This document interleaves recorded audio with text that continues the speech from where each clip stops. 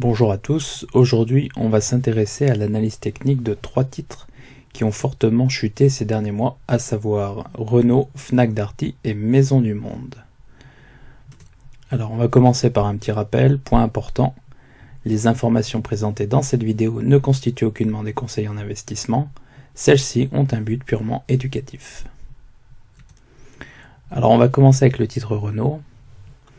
Donc ici on a un graphique du titre Renault en fréquence mensuelle et donc on va d'abord prendre le cours de Renault lors de son introduction en bourse et on voit que le cours de Renault a été introduit à 27,58 €. Alors en tendance long terme, alors on va se concentrer d'abord sur le graphique. En tendance long terme, ce qu'on peut voir, c'est que Renault est une valeur extrêmement cyclique, comme toutes les valeurs du secteur automobile. Et donc on a une tendance très haussière entre 1996 et 2007, suivie d'une très forte correction, d'accord, une correction de 2 ans entre 2007 et 2009. Et puis à nouveau une tendance extrêmement haussière entre 2009 et 2018. Et depuis, une nouvelle forte correction baissière. Alors, on va s'intéresser en particulier aux zones de support et de résistance et on va essayer de repérer les zones importantes. Donc, sur longue période, ce qu'on peut voir, c'est que Renault a un très fort support dans la zone des 15 € et une très forte résistance dans la zone des 120 €. Et ce qu'on peut voir également, c'est qu'on a une sorte de zone de support intermédiaire ici, aux alentours de 47-48 €. Alors, on va essayer de zoomer un peu. Voilà. Alors, depuis 2009, le titre se trouve dans un canal haussier. On peut voir ici en 2009 donc une très forte chute avec une formation en double bottom. D'accord. Donc ici, on a une formation en double bottom, en W, avec un premier objectif qui est le report du premier V ici fixé à 73 € environ, qui a été atteint, puis un second objectif qui correspond au report du deuxième V ici et qui a été atteint également à 85 €. Alors, plus intéressant pour nous, depuis 2014, le titre se trouve dans une configuration en triangle. Et donc les configurations en triangle ont la particularité d'être soit des figures de continuation, c'est-à-dire on a un triangle comme ça avec des oscillations, suivi d'une cassure par le haut, et dans ce cas-là on a une continuation du mouvement de départ, soit une figure de retournement, ce qui est le cas ici, puisqu'on a une série d'oscillations dans un triangle, d'accord, suivi d'une cassure du triangle. Donc on voit ici qu'on a une tentative de pullback, qui a rapidement avorté et une continuation de la baisse. Alors plus intéressant pour nous ici, et je vais essayer de l'entourer, on va faire comme ça. Ce qui est intéressant ici, voilà, comme ceci, c'est que la zone de support donc du canal haussier long terme a été cassé donc au cours du début d'année 2019, fin 2018, début 2019. Alors je vais peut-être changer la couleur parce que c'est pas très visible. Voilà, c'est mieux comme ça. D'accord, donc on a un cours qui oscillait dans une zone ascendante, dans un canal haussier. On voit ici qu'on a un support haussier. On a ici une droite de résistance, d'accord, qui est en fait une droite de résonance, c'est-à-dire c'est la droite qui sépare le canal ascendant en deux parties. Alors pas forcément deux parties égales. Et on a un cours qui évoluait en haut du canal haussier et qui est finalement revenu sur le bas du canal haussier et qui a rompu son support, qui est venu faire un pullback sur le support et qui est reparti à la baisse. Alors la question qu'on va se poser, c'est quel est l'objectif, quel est le prochain objectif, d'accord? Ce qu'on voit ici, c'est que l'objectif du triangle de retournement était fixé dans la zone des 43-44 €. Donc si je prends l'amplitude, d'accord, l'amplitude de mon oscillation à l'entrée du triangle et que je la reporte sur la zone de cassure ici, d'accord, on voit que l'objectif était situé dans la zone des 43-44 euros. Alors, première méthode, d'accord, pour essayer de trouver des objectifs, ce qu'on fait généralement, c'est qu'on reporte la largeur du canal. Donc on va le faire ici. Et on va essayer de voir où est-ce que ça nous amène. Donc je vais le mettre comme ça. On va essayer de bien le mettre, voilà, comme ceci. Et on va essayer de voir où est-ce que ça nous amène. Donc on y va. Je reporte la largeur du canal haussier. Alors on va le remonter comme ceci, voilà. Voilà. Alors, on peut faire ceci. Ça, c'est ce qui nous donnerait un premier objectif ici dans la zone des 26 euros, hein, ce qui paraît extrêmement bas, mais pourquoi pas. Alors, ce qu'on peut faire également, c'est reporter ici, on va le faire également, la distance qui sépare la droite de résonance du support du canal haussier. Donc, on va le mettre ici, comme ceci. Donc, je vais faire ça de la même manière. Je reporte ma droite ascendante, donc ma droite de résonance, voilà, comme ceci. Ok, ça j'en ai pas besoin, je sais que j'ai reporté tout ça. Ok, donc quels sont les prochains objectifs? Alors déjà, ce qu'on peut voir, c'est que ici, d'accord, la zone de, donc la droite de résonance, le report de la droite de résonance, d'accord, n'a pas servi de support. D'accord, ce qui veut dire que ici vraiment on est dans une tendance baissière très marquée. Alors, on peut voir également, et je vais encore zoomer, on peut voir également que, alors non seulement la tendance de fond est extrêmement baissière, puisqu'on voit que les cours évoluent en dessous des moyennes exponentielles 5 et 8 périodes. Hein. Alors, je précise ici que je n'utilise que des, je vais le montrer ici, je n'utilise que des moyennes exponentielles, des moyennes mobiles exponentielles avec des séquences de Fibonacci, donc 5, 8, 18, 21, 34, 37, 55, enfin 52, 55, d'accord. Alors pourquoi j'utilise ces zones-là? Parce qu'elles fonctionnent extrêmement bien sur longue période, et même sur période très courte d'ailleurs. Alors, on voit que les cours évoluent en dessous de ces moyennes mobiles exponentielles 5 et 8 périodes, ce qui veut dire que la tendance est très marquée et très unidirectionnelle. Et alors, ce qu'on voit également, c'est qu'on a un gap ici, je vais le mettre ici, et on va essayer, alors je vais le mettre ensuite. On voit ici qu'on a une zone de gap que j'ai repérée sur la fréquence mensuelle. Et donc, ce qu'on peut faire ici,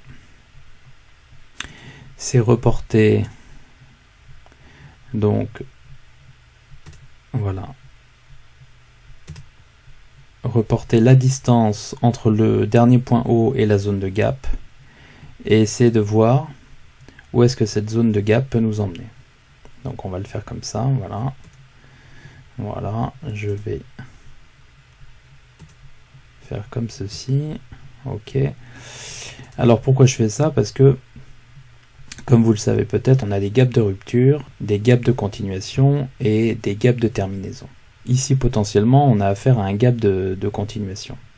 D'accord? Alors, si c'était le cas, hein, il est vraiment très difficile de savoir si c'est le cas ou pas. Si c'était le cas, on va dire que l'objectif maximal se situerait autour des 20 euros. Alors, encore une fois, hein, ça ne veut pas dire que ça va arriver, mais ça veut dire que le scénario du pire nous emmènerait potentiellement à 20 euros. Alors je vais marquer ici 20 euros. Ok, on a une zone ici à 20 euros. On va appeler ça le scénario du pire. Alors je vais sauvegarder mes données et on va aller voir ce qui se passe en fréquence hebdomadaire. Ok. Alors en fréquence hebdomadaire, hein, on voit également que la tendance est très marquée.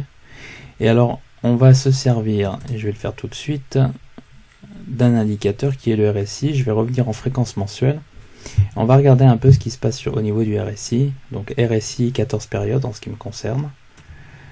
Ce qu'on voit ici, c'est que le RSI en fréquence mensuelle est entré dans la zone, donc dans une zone inférieure à 30. Et alors lorsque le RSI est inférieur à 30, généralement ce qui se passe, c'est qu'on a une accélération baissière. Alors c'est ce qu'on peut voir ici en 96. Hein. Vous voyez, dès que le RSI ici passe en dessous de la zone des 30, ce qui se passe généralement, c'est que l'accélération s'amplifie. L'accélération baissière s'amplifie. C'est le cas également ici sur la période de 2008-2009. Vous voyez, ici on a une accélération, d'accord, au moment où le RSI franchit la zone des 30 et continue à descendre. Et donc ici, potentiellement, on pourrait avoir également une accélération baissière dans les semaines et dans les mois qui viennent. Alors ça, c'est le gros risque. Ça veut dire qu'on a affaire à un couteau qui tombe et que il va être délicat et difficile d'anticiper où est-ce que ce couteau va s'arrêter, où est-ce que le marché va finir par s'arrêter et consolider, avant peut-être de repartir à la hausse. Alors ça, c'est un premier point, donc attention à la glissade potentielle du titre Renault dans les semaines qui viennent. En hebdomadaire, par contre, ce qu'on peut voir, c'est que on a une divergence haussière, d'accord, divergence haussière ici, c'est-à-dire que les cours font de nouveaux plus bas, mais le RSI, lui, ne fait pas de nouveaux plus bas. Donc, à voir si le RSI ici franchit la zone des 30 dans la semaine qui vient ou dans les semaines qui viennent. Alors, on va regarder un autre élément. Quand on regarde ici les cours de Renault sur longue période, ce qu'on peut voir, c'est que, et donc pour ce faire, on va s'appuyer sur les chandeliers japonais. On voit ici qu'on a une zone, et donc on va revenir, voilà, aux cotations de départ du titre Renault.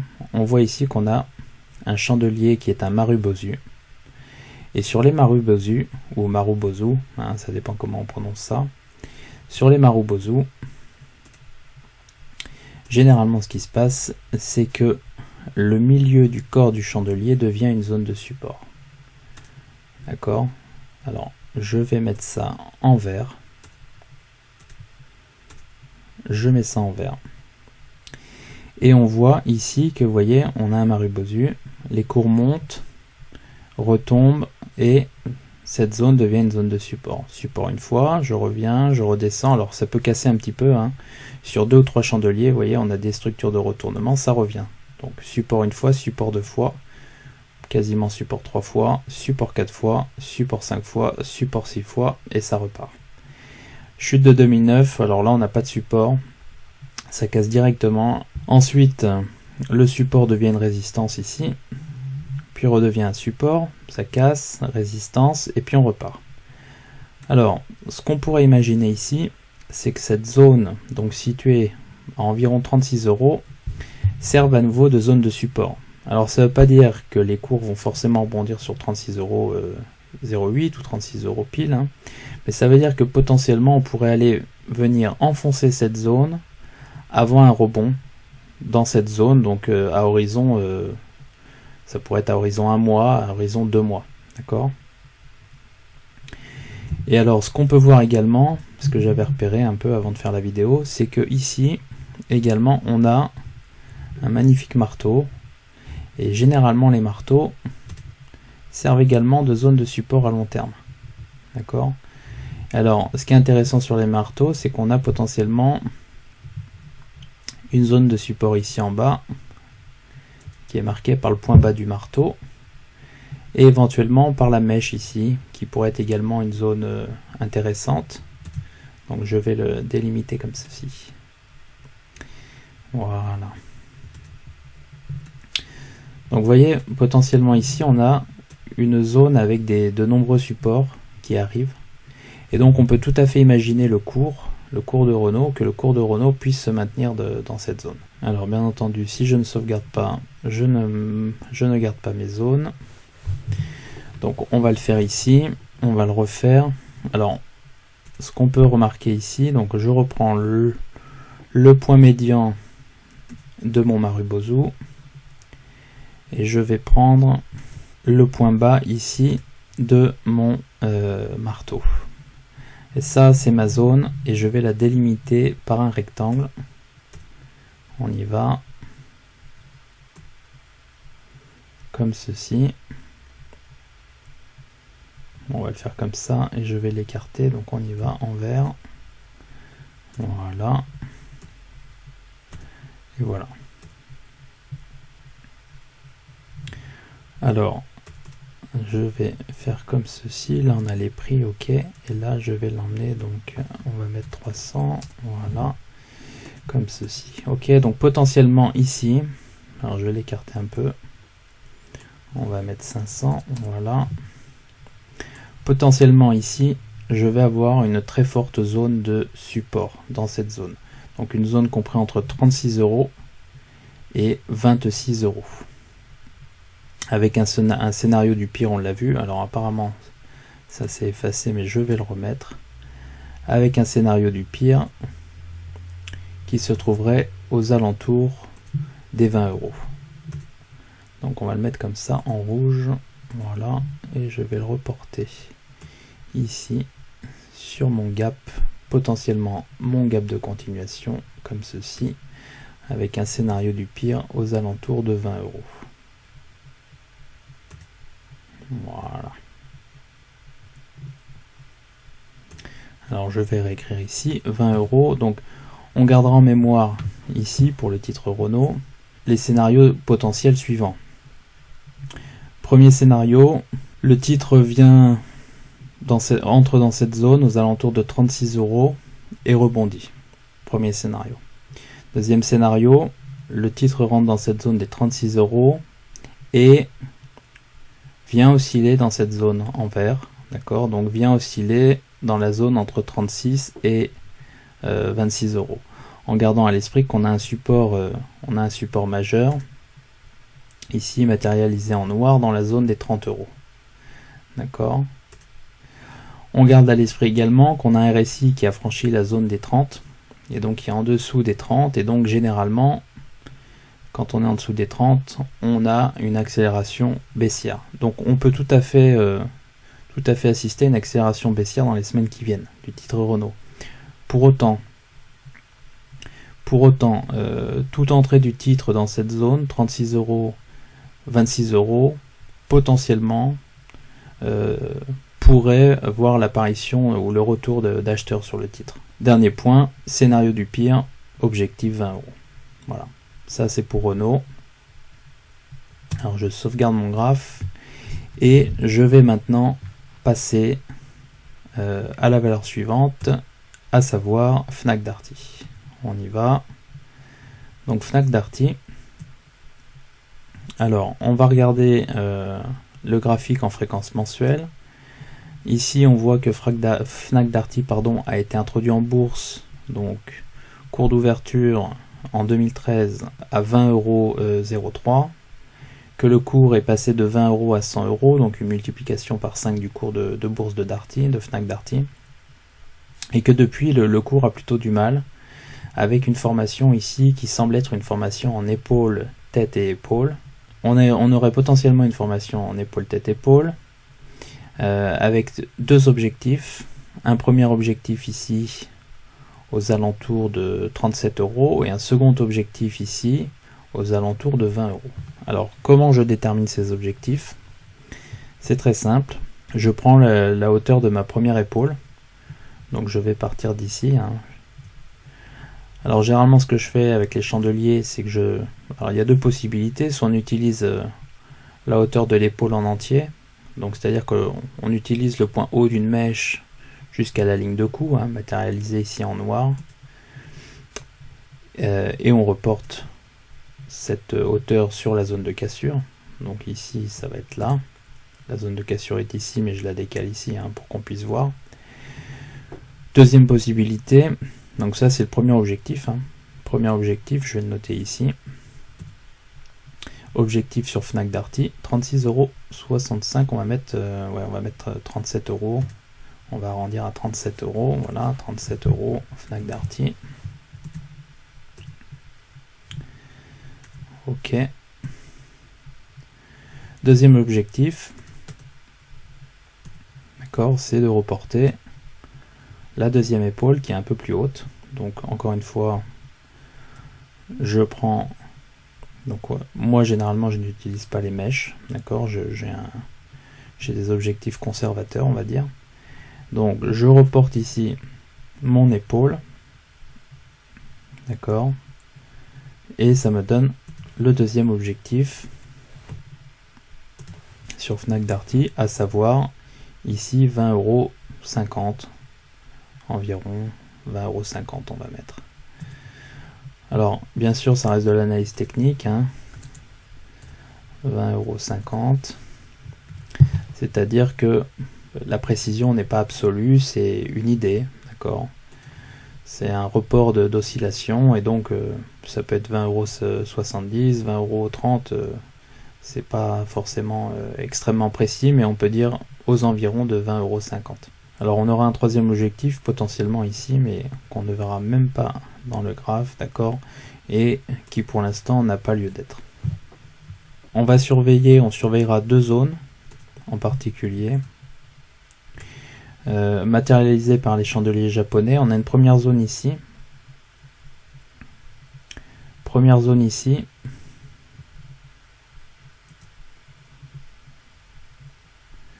Vous voyez, qui est matérialisée par un marteau. Donc ça, généralement, ce sont des belles zones de support. Donc cette zone ici à 27,25 €. On va l'écrire comme ça, 27,25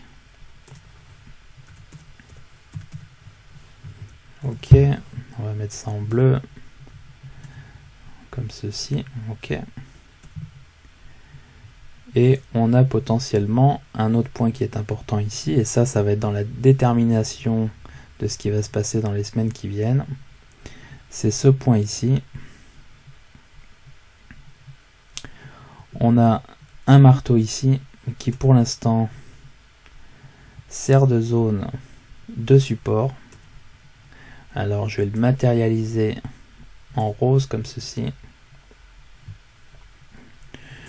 en rose ou en violet, je ne sais pas. On va mettre en violet. Ok.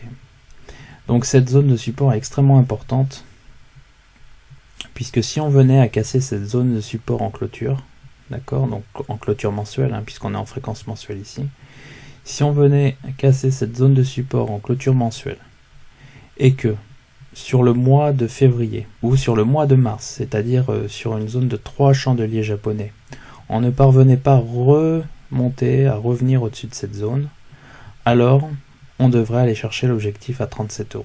Ça, si jamais on clôture en dessous de cette zone des 45 €, donc on va mettre ici le point bas, 45,76 €, je vais le mettre ici, 45,76 €.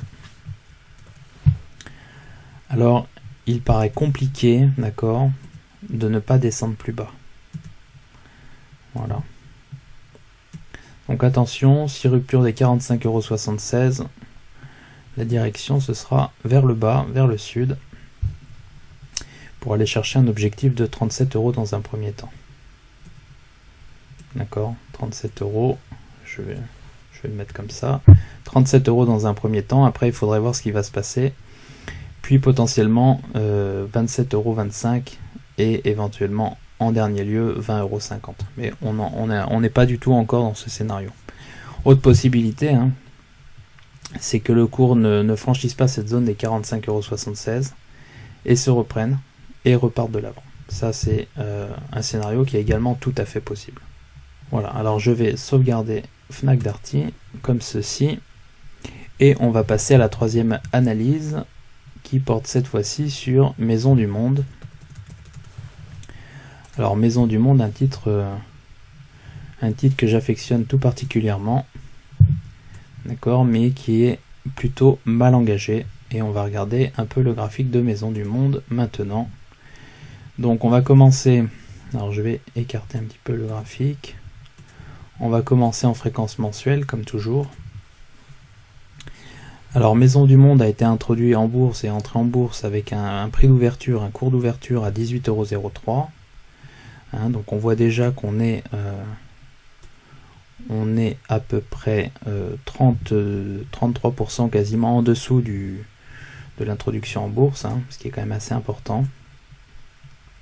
On voit que le cours a bien évolué jusqu'en octobre 2007, et puis qu'ensuite on a eu un retournement du cours avec une série de résultats décevants sur le titre.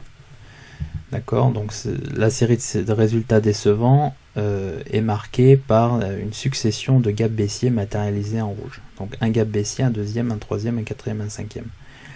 Alors, on voit également qu'on a ici en fin de hausse une structure en épaule tête-épaule. Hein. Et donc ici, ce que j'ai fait, c'est que j'ai simplement reporté la hauteur. J'ai simplement reporté ici la hauteur. Alors j'en avais deux ici, on va le mettre comme ça. La hauteur de la tête, d'accord, sur la zone de cassure. Ce qui me donnait un premier objectif ici à 20,20 €.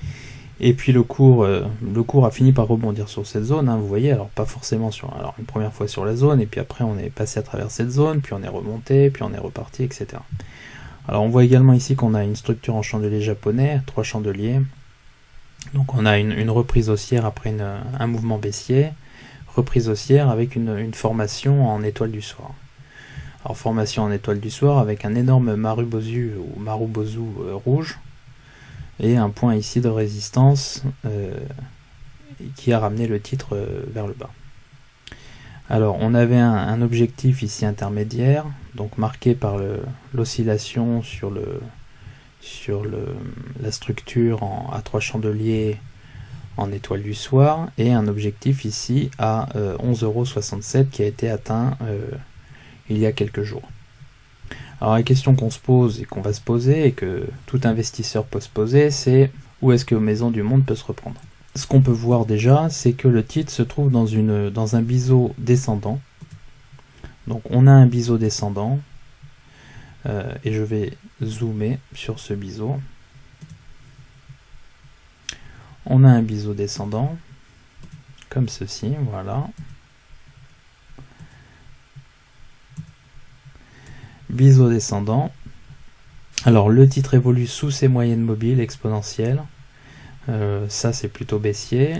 Le titre évolue dans un biseau descendant. Alors ça, les biseaux descendants, après de fortes baisses comme on a eu, puisqu'on peut voir que le titre a perdu depuis ses sommets environ 70%, donc c'est quand même une très forte baisse.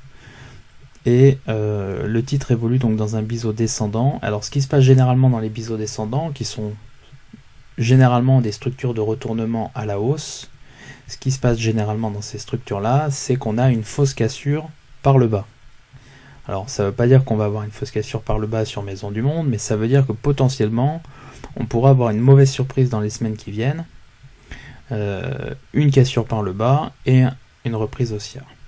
Ce qu'on peut anticiper, hein, sans vouloir dire que ce sont juste des probabilités, hein, sans vouloir dire que c'est ce qui va arriver, mais ce qu'on peut anticiper, c'est une fausse cassure et une reprise haussière comme ceci, avec une sortie du biseau à horizon 1 an, par exemple.